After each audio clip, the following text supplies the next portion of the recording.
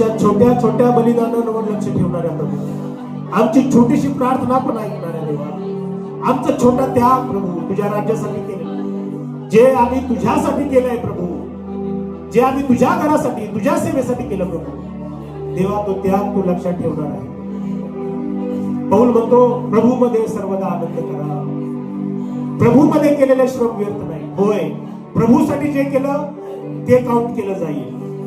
जगामध्ये आम्ही किती डिग्र्या मिळवल्या, किती धन कमावलं, किती नाव कमावलं, जगिक दृष्ट्या आम्ही किती समृद्ध, जगिक दृष्ट्या आम्ही किती पॉप्युलर होतो, याला तिथं काळी मात्र किंमत नाही. पण प्रभूसाठी आम्ही काय केलं? बसालेंनी विचारलं असेल, बाबा तुम्ही काय केलं देवाच्या सेवेसाठी? हूर म्हटला असेल, मी देवाच्या सेवकाचा हात वर करून बसलो, माझे पण हात दुखून आले, पण मी थांबलो तिथं. अनेक वेळा लाईफ मध्ये आपल्याला अनेक सॅक्रिफाईस प्रभूसाठी करावे लागतात, त्याच्या घरासाठी.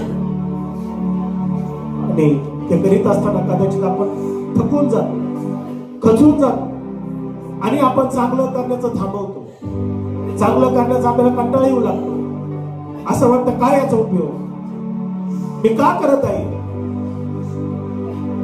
परंतु भावना बनून या सकाळी मी तुम्हाला उत्तेजन देतो. प्रभू येशू ख्रिस्त यथाकाळी तुमच्या पदरी पीठ टाकणार आहे. प्रभू येशू ख्रिस्त योग्य समयामध्ये तुमच्या पदरामध्ये तुमचा रिवॉर्ड टाकणारच आहे.